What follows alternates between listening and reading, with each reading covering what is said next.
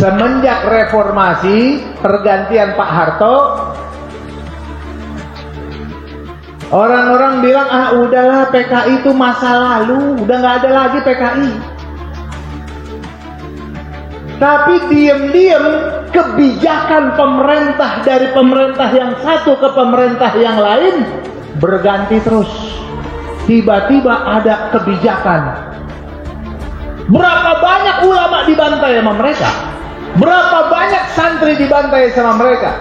Bukankah jenderal-jenderal yang dibantai, yang dibuang di lubang buaya jasadnya, itu bukan menjadi saksi dan bukti kalau mereka berontak, mereka bantai orang? Siapa yang bantai? Kalau mereka ditumpas, emang harus ditumpas. Tingkat jenderal dibantai, apalagi ente. Buka sejarah, ada berapa sumurnya itu?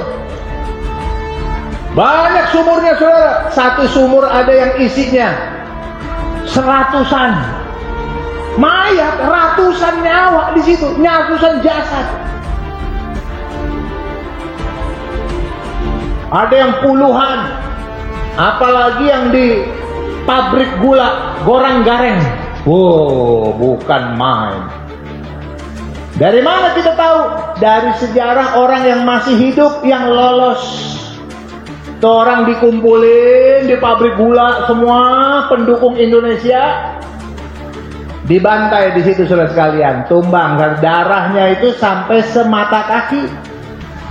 Orang yang pura-pura mati, dia tetap ketindihan dengan mayat-mayat yang lain, dia nggak kena tembak, masih ada. Tiarap pura-pura mati karena di atas dia ada mayat-mayat, jadi nggak kelihatan tuh. Sampai ditinggal itu pabrik, begitu ditinggal dia pelan-pelan keluar. Tiba-tiba, emang kalau dibilang PKI-nya mana? Nggak muncul. Dia bilang mana PKI, mana PKI? Kebijakan negara. Hapus, litsus. Akhirnya anak-anak PKI rame-rame bisa jadi anggota DPR, bisa jadi pejabat, bisa masuk jadi pegawai negeri. Salah satunya nggak tanggung-tanggung, Ripka Ciptaning tulis buku Anak PKI Masuk Parlemen. Subhan, buku ini ditulis. Dia jadi ketua Komisi 9. Subhanallah. Nulis buku lagi, nantang. Ibaratnya mau apa lo? Kalau dibilang PKI mana nggak ada. PKI itu udah masa lalu, basi itu semua. Satu persatu kebijakan-kebijakan pemerintah yang pro PKI semua masuk. Terakhirnya nih, mantan Panglima Andika, Panglima TNI Andika, dia katakan bahwasannya anak keturunan PKI boleh jadi tentara. Itu keputusan. Diam. Kebijakan jalan terus.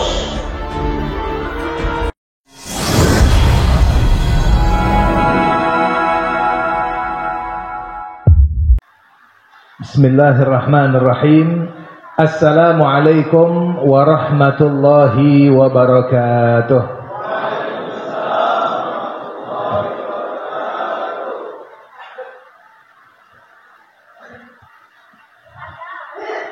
Alhamdulillahi rabbil alamin. Wa afdalus salati wa atammut taslimi ala sayyidina Muhammadin وعلى آله وأصحابه أجمعين. أشهد أن لا إله إلا الله وحده لا شريك له ليس معه إله غيره وأشهد أن سيدنا ونبينا وحبيبنا محمدا عبده ورسوله لا نبي بعده. قال الله تعالى في كتابه الكريم وهو أصدق القائلين لقد كان لكم في رسول الله أسوة حسنة لمن كان يرجو الله واليوم الآخر وذكر الله كثيرا.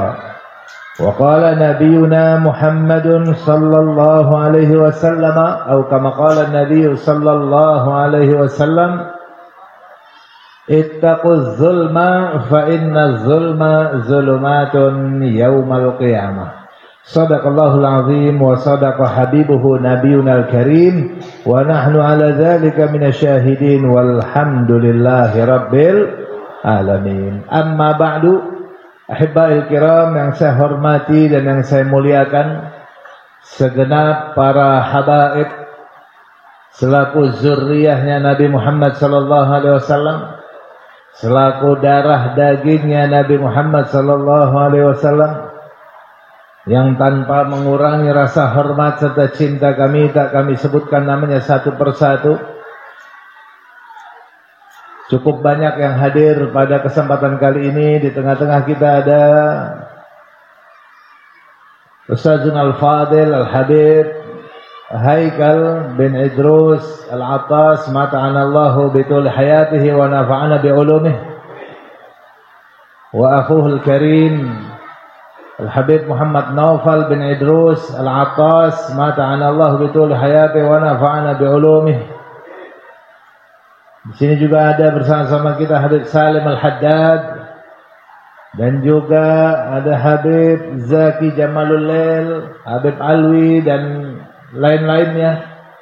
Ahibba'il kiram, agama Islam ini agama yang lengkap dan sempurna. Dalam sebuah hadis di dalam Sahih Bukhari, An-Nabi alaihi salatu wassalam memberikan perumpamaan. Ya. Atau kama qala Nabi sallallahu alaihi wasallam, "Mathalul qa'imi fi hududillah wal waqi'i fiha kamathali qaumin istahammu ala safinatin fasara ba'duhum أعلاها وبعضهم أسفلها وكان الذين في أسفلها إذا استقوا من الماء مروا على من فوقهم وقالوا الذين في أسفلها لو أننا خرقنا في نصيبنا خرقا ولم نؤذي من فوقنا in tarakuhum wa ma aradu halaku jami'a wa in akhadhu ala aydihim najau wa najau jami'a. Sadaqa nabiyuna Muhammadun sallallahu alaihi wasallam wa ballagha da'wah wa adda al-amanah wa nasaha al-ummah wa jahada fi sabilillahi haqqa jihadih. Luar biasa, Nabi Muhammad sallallahu alaihi wasallam memberikan sebuah perumpamaan. Apa kata Nabi? Masalul qa'in fi hududillah, perumpamaan orang-orang yang menegakkan aturan Allah, wal waqi'i fiha, dan perumpamaan orang-orang yang melanggar aturan Allah. Kamathali qaumin, seperti satu kaum istahammu ala safinatin, kaum tersebut sama-sama patungan. Tahu patungan ya? Punya saham ala safinatin, untuk membuat satu perahu besar, satu bahtera. Patungan rame-rame. Sebagian berjalanlah di lautan dengan perahu itu, pemilik kapal tadi rame-rame. Lalu apa? Fasara ba'duhum a'laha wa ba'duhum asfalaha. Sebagian dari mereka ada yang tinggal di atas, sebagian yang lain ada juga yang tinggal di bawahnya. Jadi dua lantai ini. Ada yang tinggal di bawah, ada yang tinggal di atas. Wa kana alladzina fi asfaliha, adapun orang yang tinggal di bawah kapal tadi, kalau mereka perlu air, marru ala man fawqihim. Mereka naik dulu ke atas, melewati orang yang tinggal di atas, ambil air untuk keperluan wudhu, mandi, minum, naik ke atas, bawa turun lagi ke bawah. Setiap perlu begitu. Tiba-tiba orang yang tinggal di bawah perahu tadi, ada yang bilang begini, lau anna kharaqna fi nasibina kharqan walam nu'zi man fawqana. Andaikan ini perahu, kita lubangin aja dikit, sedikit kita lubangin, sebatas untuk keperluan kita nih orang yang tinggal di bawah kapal. Falam nu'zi man fawqana. Dia kasih alasan, kita nggak lagi ganggu orang atas loh. Kalau kita nanti perlu air, nggak ganggu orang atas. Kita lubangin aja sedikit yuk. Apa yang Nabi katakan, saudara? Dalam kondisi seperti ini, Nabi katakan, lau wa in akhazu ala aidihim najau wa najau jami'a. Maaf, in tarakuhum wa ma aradu halaku jami'a wa in akhadhu ala aidihim najau wa najau jami'a. Sadaqan Nabi sallallahu alaihi wasallam. Nabi katakan, tuh orang yang mau ngebolongin, fa in tarakuhum, andaikan orang itu dibiarkan, wa ma aradu, dan keinginan seperti itu juga dibiarkan, halaku jami'a, binasa bersama-sama. Yang di atas, yang di bawah ikut binasa. Yang ngerjain, yang nggak ngerjain ikut binasa bareng-bareng. Kalau nih orang dibiarin, dan keinginan seperti itu dibiarin. Wa in akhazu ala aidihim, andaikan dicegah dia, ala aidihim, dengan segala kemampuan, najau wa najau jami'a, selamat semua. Selamat semua, yang di atas, yang di bawah juga selamat. Tinggal kita membangun keridhaan. Ridho nasibnya orang yang tinggal di bawah harus begitu. Harus capek. Ada orang yang ridho seperti itu, berarti kita selamat bareng-bareng, saudara sekalian. Subhanallah. Ini sebuah gambaran yang luar biasa diberikan oleh Nabi kita Sayyiduna Muhammad sallallahu alaihi wasallam, bahwasannya kita hidup ini bersama-sama. Nggak bisa hidup nafsi-nafsi. Ini hidup urusan saya, harus saya saja. Ibaratnya kita ini tinggal bareng-bareng. Habib Rizik pernah kasih satu gambaran tentang hadis ini. Kita patungan terhadap satu bahtera namanya Indonesia. Orang Bangka Belitung punya saham, orang Sumatera punya saham, orang Jawa punya saham, orang Kalimantan, Sulawesi, Papua, Maluku punya saham. Lalu sama-sama berlayar. Tiba-tiba di sana ada koruptor-koruptor yang sedang membolong-bolongi kapal kita. Kecil-kecil, Pak. Lubangnya kecil. Khorkon, namanya khorkon itu lubang kecil. Apa yang terjadi? Korupsi kecil-kecil dibiarin. Lama-lama itu lubang ibarat toren air dilubangin kecil. Lama-lama habis nggak? Lama-lama begitulah perahu ini jalan, saudara. Yang masukin narkoba, subhanallah, narkoba banyak banget. nggak tanggung-tanggung. Narkoba sekelas sabu-sabu tuh bisa tontonan. Tontonan, Pak. Masuk terus menerus, ngerusak generasi muda. Yang aneh bin ajaib, dedengkotnya kok nggak kena melulu. Heran saya. Yang kena kurir melulu. Dari mana saya tahu? Lah saya kemarin tinggal mondok pesantren, saya mondok 8 bulan di Bareskrim Mabes Polri. Bareng-bareng sama Habib Rizik di blok narkoba. Jadi saya tahu bandar-bandar narkoba di situ. Ente hukumannya apa? Seumur hidup, Pak Ustaz.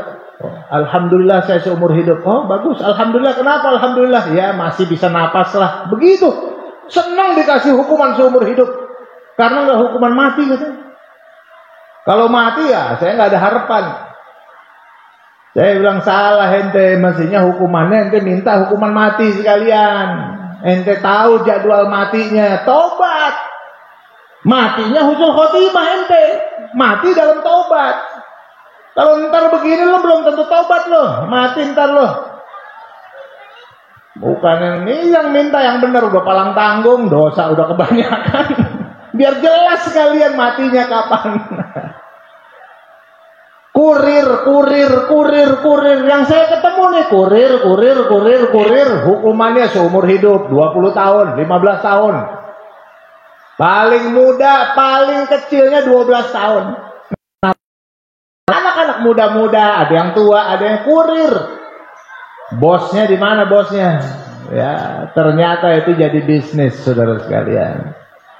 Jadi bisnis dengan aparat ini terjadi. Luar biasa. Bareng-bareng, bukan sendirian. Ada orang bilang siang mabok saya. Uang-uang saya. Resikonya saya. Ente urusannya apa? Dia nggak tahu kalau kemunkaran dibiarin nanti lama-lama jadi besar.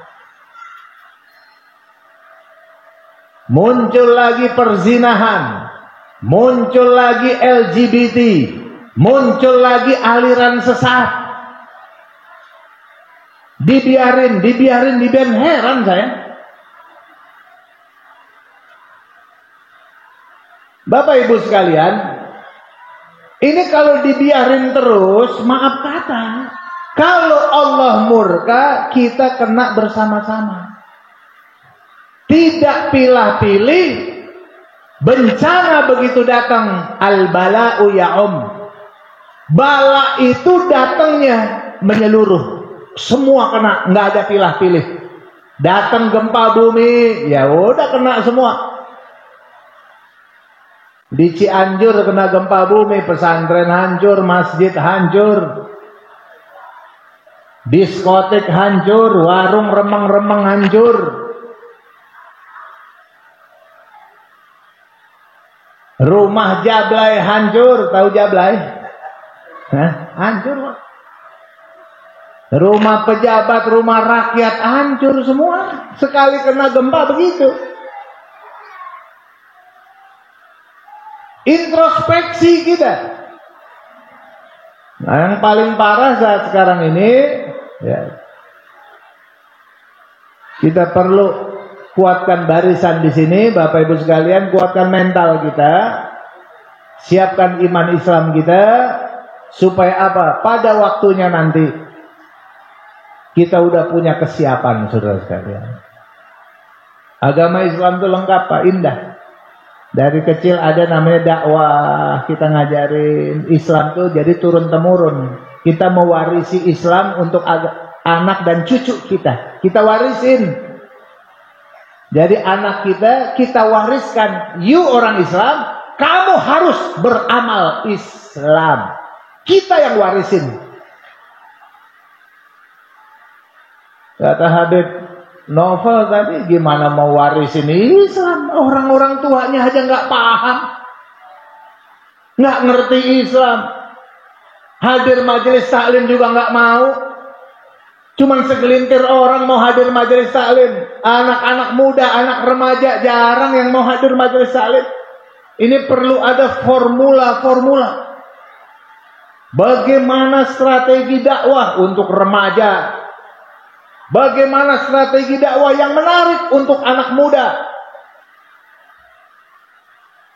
Harus ada ini formula. Orang tua harus rela. Anaknya ngaji bagaimana? Dari kecil pesantrenin. Pulang-pulang di majelis-majelis hidup remaja-remaja. Kalau di Jawa, remaja-remaja tuh ada pengajiannya. Remaja masjid ini, remaja masjid itu, gitu. Suka-suka satu masjid, satu musola, bikin maulid 2 kali. Remaja bikin juga, orang tuanya bikin juga, begitu. Orang tuanya dukung, ayo dukung. Atau enggak mau bareng-bareng. Anak muda bilang, kami panitianya. Orang tua, siap kamu jalanin, kita ikut bantu. Begitu. Di Jawa ramai. Islam kita wariskan. Lalu apa? Ajaran agama kita wariskan. Kalau enggak Pak, maaf kata Pak, maaf 1000 maaf. Ini kita zaman saat sekarang ini Indonesia luar biasa. Kami sudah sejak 7 tahunan yang lalu membuat kajian akan kebangkitan PKI, Partai Komunis Indonesia. Indikasi-indikasinya kami tuangkan, ada 400 lembar, maaf 400 halaman. Isinya indikasi kebangkitan PKI. Semenjak reformasi, pergantian Pak Harto, orang-orang bilang, udahlah PKI itu masa lalu, udah nggak ada lagi PKI. Tapi diam-diam kebijakan pemerintah dari pemerintah yang satu ke pemerintah yang lain berganti terus. Tiba-tiba ada kebijakan. Film penayangan G30 SPKI tidak usah ada lagi. Biasanya tanggal 30 September nih, kayak sekarang nih. Ini ada film disetel di TVRI. Tiba-tiba nggak ada. Akhirnya TV-TV swasta masih ngadain tuh. Yang mau, yang otaknya PKI juga nggak mau dia. Tiba-tiba ada keputusan kurikulum SD, SMP, SMA yang menceritakan tentang sejarah perjuangan bangsa, sejarah revolusi bangsa, sejarah perjuangan bangsa, sejarah tokoh-tokoh yang berkaitan dengan pemberontakan terhadap negara Indonesia. Kan ada soal PKI. Dihapus. Jadi semenjak tahun itu tentang PKI anak SD, SMP, SMA udah nggak tahu lagi itu sejarah. Tinggal anak-anak kampus. Anak-anak kampus dimasukkan penulis-penulis dari kalangan komunis, nulis buku banyak sejarah. Jadi diterangkan bahwasannya PKI itu korban. Yang jahat itu TNI dan ulama yang membantai PKI. Dibilang diputar balik. Padahal mereka berontak. Sudah seharusnya pemerintah menumpas mereka. Betul apa tidak? Diputar balik. Yang jahat itu TNI Angkatan Darat dan ormas-ormas Islam yang ikut membantai. Subhanallah. Buku-buku bermunculan, saudara. Masuk di kalangan kampus. Diam-diam mereka juga bikin film.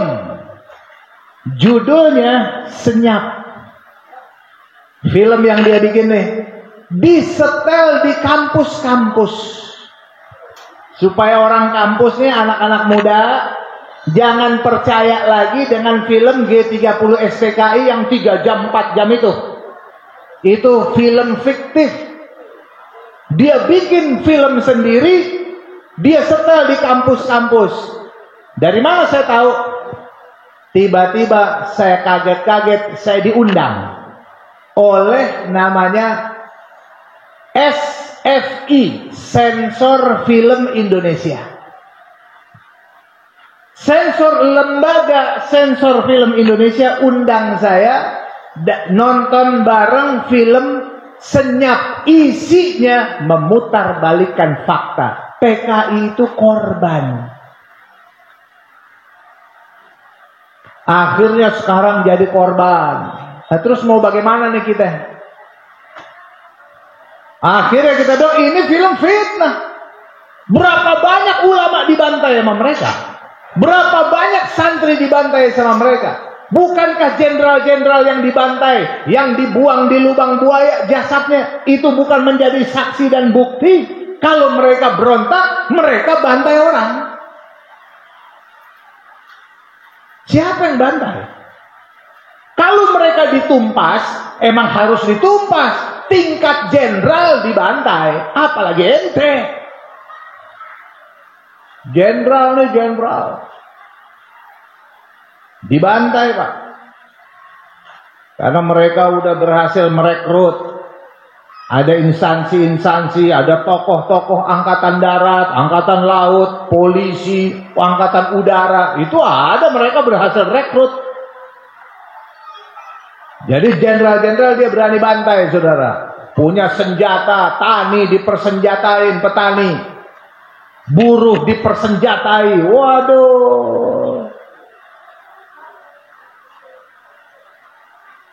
Pemberontakan PKI yang pertama, Indonesia baru merdeka 1945. PKI berontak 1948. Baru 3 tahun nih Indonesia merdeka. Udah berontak dia. Kenapa berontak? Tidak mau Indonesia berasaskan Pancasila. Mereka maunya Indonesia negara komunis Indonesia. Berontak dia, Pak. Di Madiun itu yang dibunuh tahu siapa? Lurah, camat, bupati,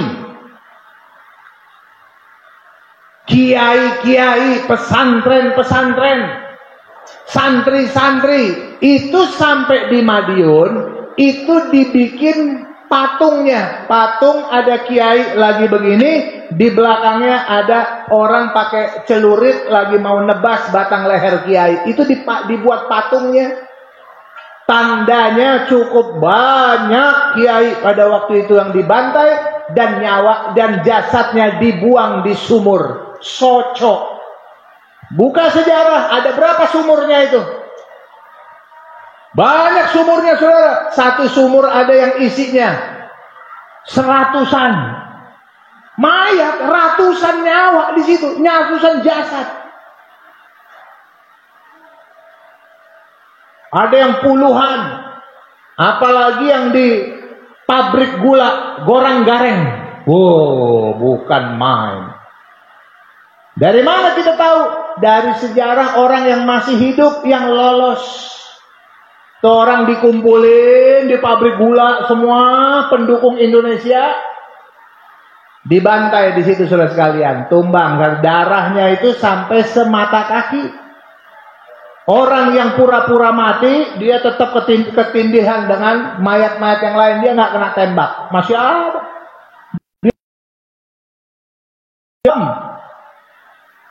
Tiarap pura-pura mati. Karena di atas dia ada mayat-mayat. Jadi nggak kelihatan tuh. Sampai ditinggal itu pabrik. Begitu ditinggal, dia pelan-pelan keluar. Dan dia ceritakan apa yang ada di situ. Mereka dibantai. Salah, mereka bantai duluan. Yang dibantai jenderal-jenderal. Ulama, akhirnya ulama bersama-sama angkatan darat lawan. Kalau lulus sensor, film ini lulus sensor nih, itu bisa masuk layar lebar, Pak. lebar bisa masuk di televisi, itu jadi fitnah besar. Alhamdulillah gagal. Nggak cukup sampai di situ, diam-diam tiba-tiba itu penelitian khusus zaman Orde Baru dulu, zaman Pak Harto, karena nih PKI begitu bahaya, berontak melulu kerjaannya. Akhirnya apa? Setiap orang mau jadi pegawai negeri, mau jadi pejabat, DPR, MPR, mau jadi tentara, mau jadi polisi, ikut litsus dulu. Penelitian khusus, dia dicek.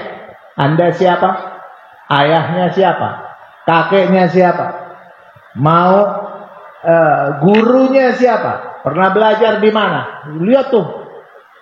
Kalau ada nyantol aja, oh nyambung-nyambung ke keluarga, ada yang PKI-nya begitu. Nggak bisa jadi pejabat terus sekalian.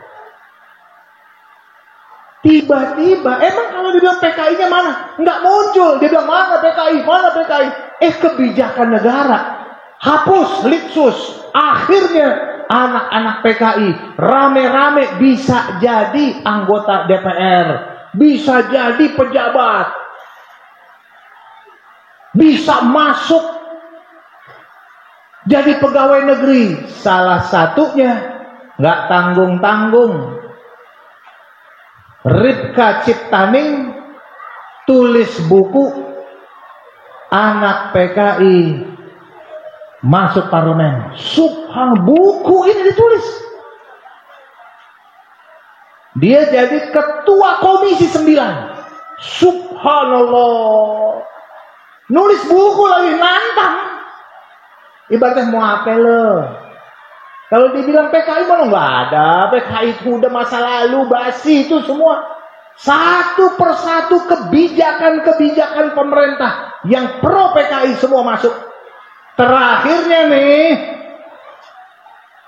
mantan Panglima Andika, Panglima TNI Andika, dia katakan bahwasannya anak keturunan PKI boleh jadi tentara. Itu keputusan. Diam. Kebijakan jalan terus. Saya laporin ke Mabes Polri 2 buku yang ditulis oleh Ripka Ciptaning. Buku isinya fitnah luar biasa. Saya laporkan, ini buku menyebarkan paham komunisme yang dilarang di negara kita. Saya laporkan ke Mabes Polri. 2 buku, satu judul buku berjudul Anak PKI Masuk Parlemen, buku yang kedua berjudul Aku Bangga Jadi Anak PKI. Buku yang satu lagi judul Aku Bangga Jadi Anak PKI. Isinya memutarbalikkan fakta. Seakan-akan mereka ini korban. Saya laporin ke Mabes Polri berkali-kali. Dari Mabes Polri datang minta saya untuk cabut. Saya bilang mohon maaf. Anda mau tegakkan hukum itu urusan Anda. Mau tidak juga itu urusan Anda. Buat saya yang penting saya sudah punya tugas saya laksanakan sebagai anak bangsa. Betul gak? Kita yang penting jalanin kewajiban. Ya selama udah kita laporin, ya dia harusnya tindak dong. Betul nggak itu? Karena saya dikawal sama banyak pengacara. Melaporkan buku ini ada pelanggaran terhadap undang-undang negara kita. Nggak diproses sama polisi. Heran saya. Dulu. 10 tahun yang lalu ada Pak. Lebih kali dari 10 tahun yang lalu. Indikasi ini jalan terus.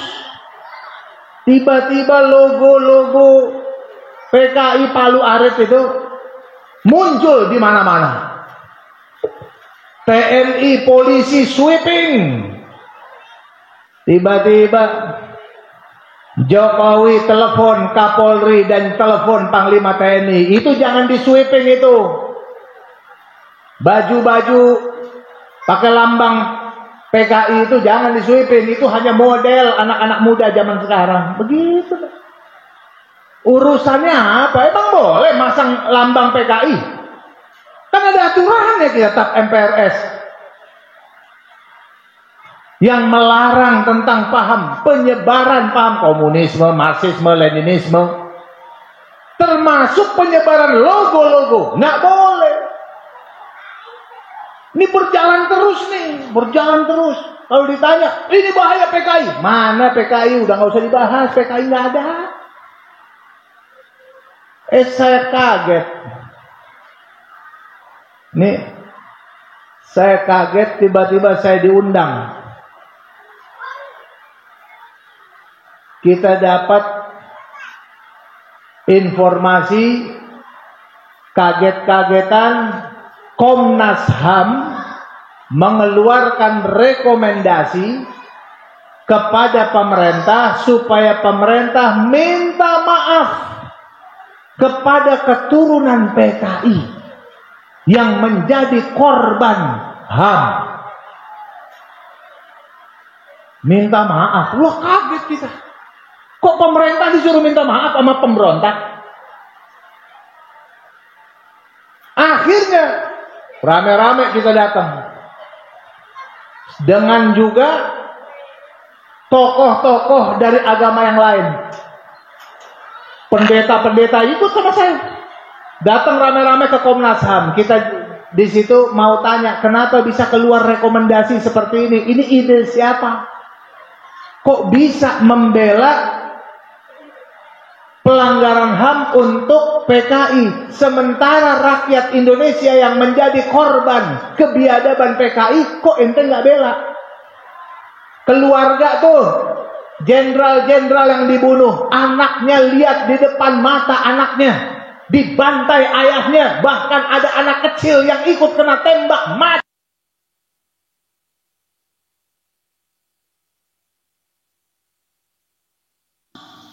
Ini bagaimana bisa begini? Ide siapa? Masya Allah. Akhirnya kita bilang, nih Komnas HAM, lu jadi Komnas HAM-nya PKI atau Komnas HAM rakyat Indonesia? Digaji pakai uang rakyat Indonesia. Kok yang dibela tinggal PKI doang? Gimana itu? Kiai-kiai keluarganya yang pada dibantai. Sultan-sultan di Sumatera nih. Belajar nggak sejarahnya? Sultan Melayu Delhi, sultan-sultan di Sumatera yang dibantai sama dia dengan alasan revolusi rakyat, seakan-akan rakyat yang ini. Itu orang-orang soleh. Sultan-sultan yang dibantai, saudara. Makanya heran kita, kok ada upaya supaya mengatakan pemerintah minta maaf. Berarti kan licik dia. Kalau pemerintah minta maaf, spontan saja, artinya PKI tidak bersalah. Artinya PKI berhak mendapatkan rehabilitasi nama baiknya. Ya bisa.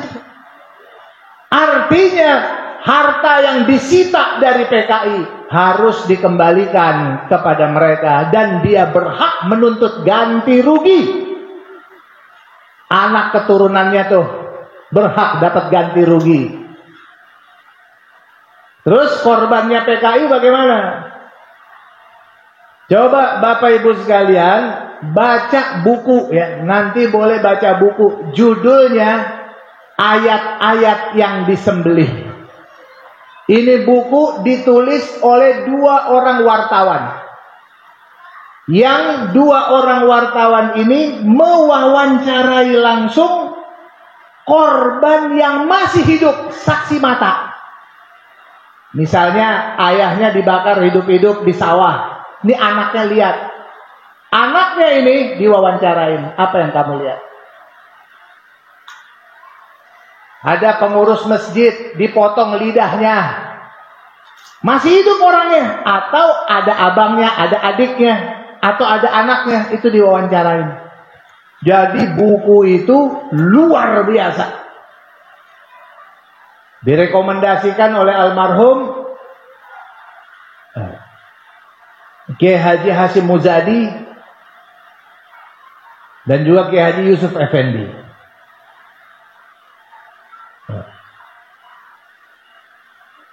Buku ini luar biasa. Korban, Pak. Waduh, biadab, Pak. Kejam betul, Pak. Sumur-sumur yang disiapkan itu gaya-gaya penyiksaan orang-orang komunis, bahaya, Pak. Nggak layak buat kita. Nah, dari sini saya ingin ingatkan, belum lama ini upaya-upaya seperti itu kita gagalkan terus, tapi apa? Mereka juga jalan terus. Pejabat-pejabat sekarang masuk, diangkatlah dari keluarga-keluarga PKI, pejabat-pejabat.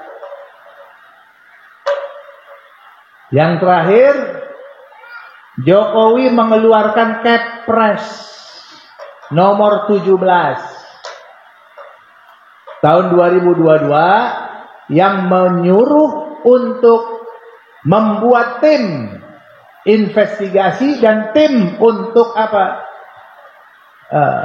Terhadap pemulihan korban-korban pelanggaran HAM semua. Jadi judulnya semua. Kalau dulu cuma PKI doang, sekarang dibungkus semua korban HAM harus mendapatkan pergantian dari pemerintah. Intinya PKI, intinya tahun 65, intinya dia yang dibantai. Artinya apa nih ke depan, Pak? Apa artinya ke depan? Kita harus paham dan harus siap. Nah, umat Islam kalau nggak bersatu dari sekarang dan tidak mempersiapkan dirinya, man lam yuhaddits nafsahu bi ghazwin mata maitatan jahiliyah. Ini pesan Nabi sallallahu alaihi wasallam. Pesan Nabi itu kita tetap harus punya semangat jihad. Andai kata agama kita diserang, umat Islam diserang, kita harus punya semangat jihad nih. Makanya dalam agama kita tuh indah. Diterangkan apa gitu? Man mata duna malihi fahuwa syahid. Siapa orang yang mempertahankan hartanya yang mau dirampas secara batil, fahuwa syahid. Dia adalah matinya syahid. Man mata duna ahli, yang keluarganya, kehormatannya dirusak, apa mau diperkosa, apa mau dibunuh, dizolimi, dia bela diri untuk kebenaran dirinya, fahuwa syahid. Mati syahid dia kalau sampai mati. Man mata duna di keluarga, matinya syahid. Mati dalam membela agama, matinya syahid. Buat kita, Bapak Ibu yang dimuliakan Allah Subhanahu wa taala, nah saya mau nanya nih kira-kira nih. Kita wajib nggak mempertahankan agama kita? Wajib tidak? Wajib tidak mempertahankan negara kita? Betul. Takbir. Untuk pemilu yang akan datang nanti, calon presiden yang dipilih oleh umat Islam adalah, kita tunggu hasil ijtima ulama dan habaib. Insya Allah ulama dan habaib akan kumpul sebentar lagi. Beberapa waktu akan pada para ulama kita. Nah, insya Allah ta'ala mereka dibimbing oleh Allah Subhanahu wa ta'ala untuk menentukan pilihan yang terbaik untuk Indonesia ke depan yang lebih baik, dan dengan dapat bantuan Allah Subhanahu wa ta'ala. Dari saya kira cukup sekian, mohon maaf.